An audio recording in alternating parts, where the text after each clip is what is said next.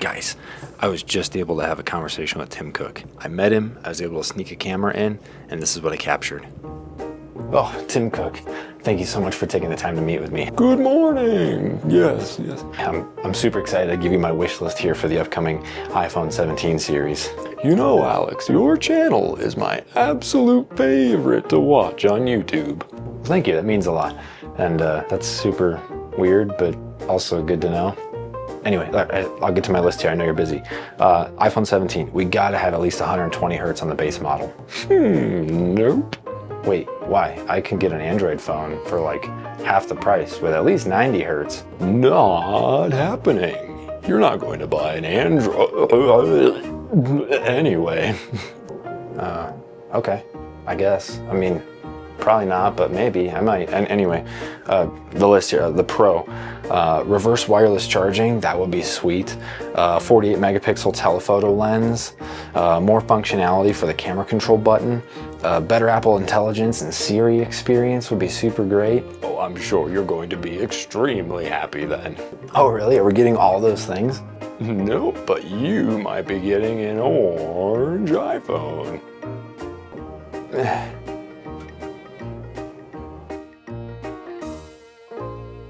Do you plan on upgrading this year to the iPhone 17 series? Let me know in the comments why or why not. And be sure to subscribe while you're down there. It helps out the channel a ton. So if you've been watching the channel recently, you'll see that I'm one of those crazy guys that actually swapped my 15 Pro for the 16e just a few months back.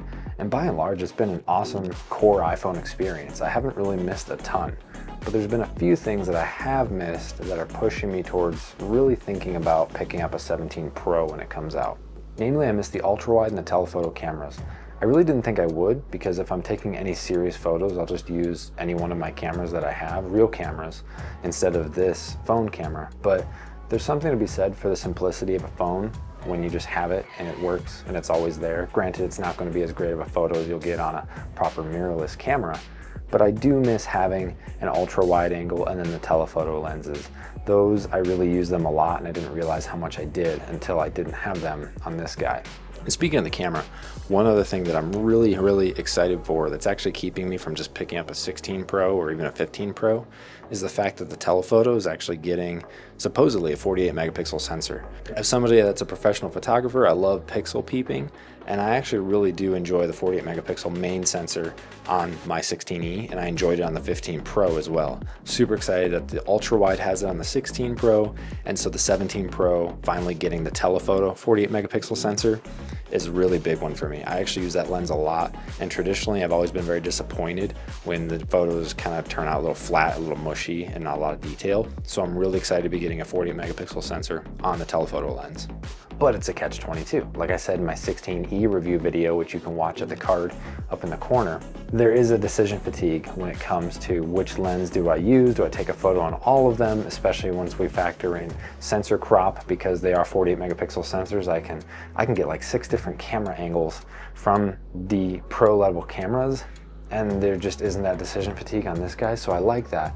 But sometimes I do want to get creative with a different shot or an angle or a zoom depth that I just don't have the ability to do on this phone. And that's something I really actually miss.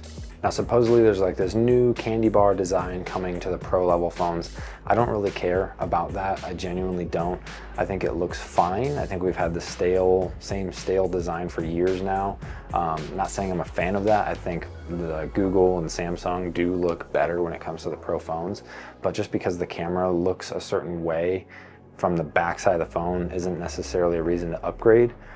Take the 16e for instance. I think this is probably the best looking iPhone you can get, but obviously there are no other cameras on here, but it is clean and it's minimal.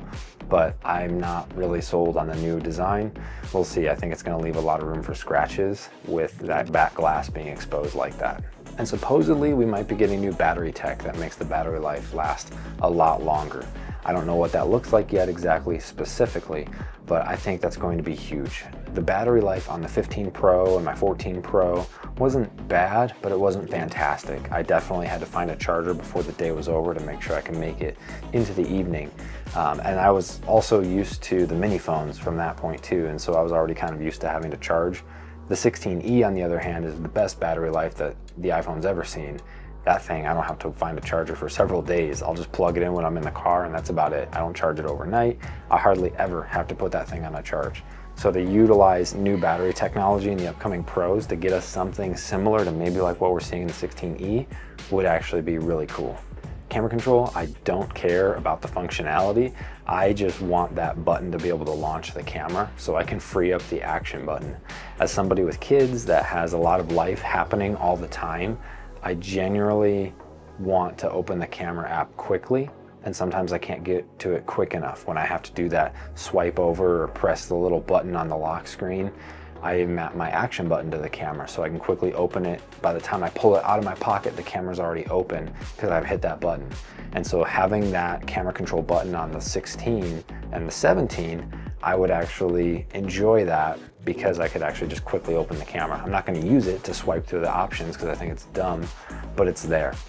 But on the usability standpoint, I hope that Apple lets developers take advantage of that entire button. I know it's not a button, it's a capacitive interface, whatever the heck they're calling it. I hope that they let developers utilize that because it could really enhance the way we interact with certain applications on our phone for swiping or other gestures that I haven't even thought of.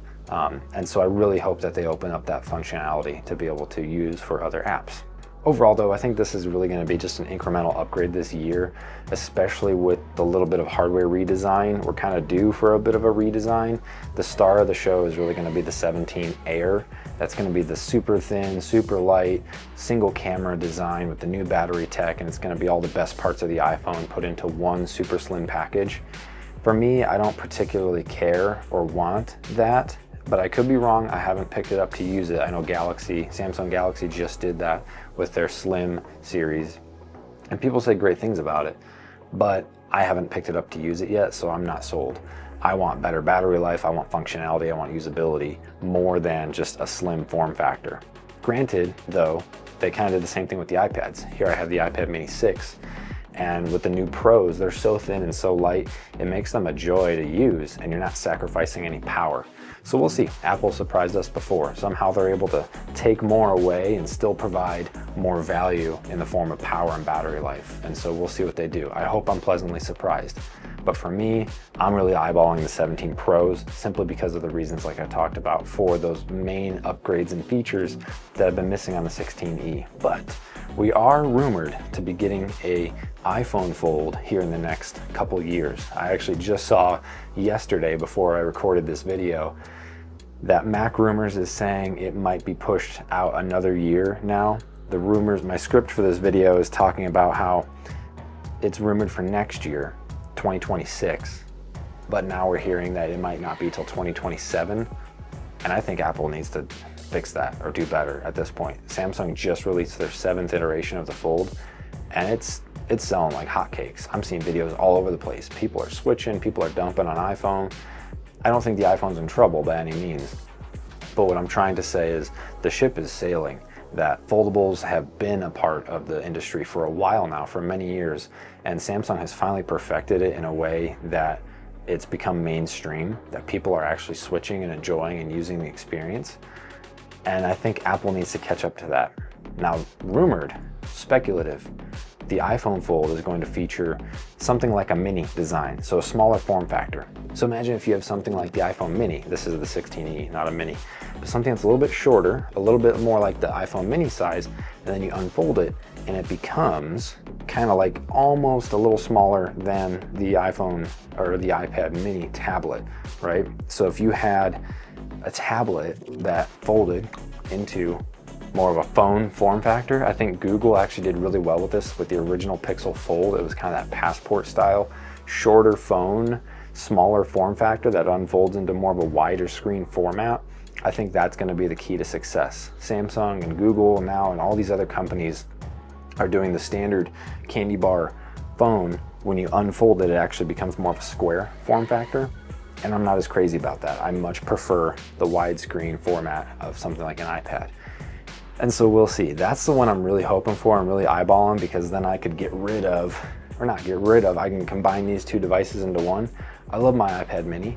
I just hate the fact that I always leave it in the other room. It's always dead when I go to pick up and use it. I genuinely enjoy using it, but I don't want to have to carry around two devices. And I know iMessage and FaceTime and everything syncs over and I shouldn't need to use my iPhone, but this is just more comfortable to put in my pocket, carry around, pick up for quick references if I need to. Typing on this thing is not awesome for any length of time. And so if I can combine the both, where I have the portability of this and the usability of it, but then the bigger screen, widescreen format, I don't need to explain the benefits of a Fold to you. It's gonna be awesome when Apple does do it. And so that's the upgrade that I'm really looking forward to. So this year, I think it's just gonna be more of an incremental. The 17 Air is just gonna be the star of the show. I'm really eyeballing, like I say, the Pro series. I would like to upgrade to that simply because of the features that I missed. But we'll see, I might get my hands on a 17 Air, test that out and see what I think about it. But what do you think? Do you plan on upgrading to the 17 series this year, or do you think it's not worth it? What phone are you using currently? What phone are you planning to upgrade to? Or are you just gonna wait for the 18 next year or the Fold and see what that brings? Let me know in the comments down below, and thank you for watching.